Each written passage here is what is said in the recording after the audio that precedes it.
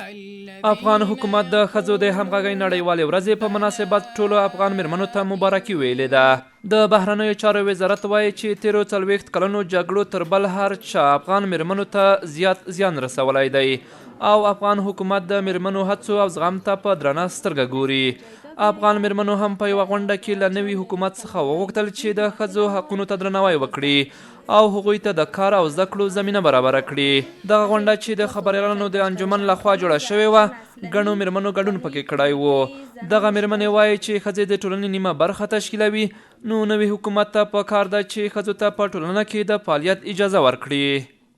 زن در افغانستان نصف پیکر جامعه ماست، حتی نصفش بیشتر، یعنی 52% پیکر جامعه ما را زنها تشکیل میده.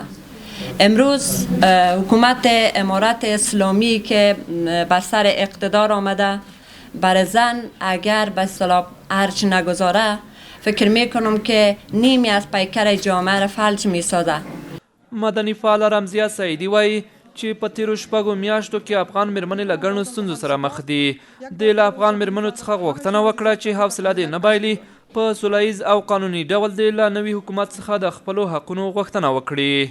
میتوان از زنان کنشگر یا کسانی که در زنان خودجوشی که در اوایل یا در 6 ماه پسینی که در افغانستان شرایط یا تغییر نظام با وجود آمد میتوانیم از آنها یاد کنیم و اونا کسانی هستند که مبارزین واقعی این 6 ماه یا مبارزین واقعی افغانستان هستند. د خبریالانو د انجمن سرپرست وایي په هیواد کې د نورو برخو ترڅنګ په رسنیو کې هم د ښځو کار کمرنګه شوی دی او ګڼو میرمنو خپلې دندې له لاسه ورکړي دي. نوموړی وایي چې دوی د افغان ښځینه خبریالانو کلک ملاتړ کوي او هڅه کوي هغو میرمنو ته چې دندې له لاسه ورکړي دي بیرته ورته د کار زمینه برابره کړي.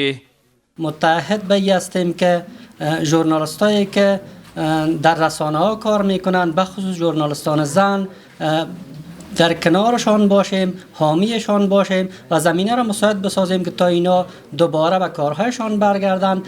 د یادولو ده چې افغانستان کې د ملګرو ملتونو د مرستندویه دفتر یا یوناما هم ویلي دي دوی په افغانستان کې د میرمنو د حقونو ساتنې او پالنې ته ادامه ورکوي او هڅه یې دا ده چې دوی ته د کار او زده کړو زمینه برابره کړل شي.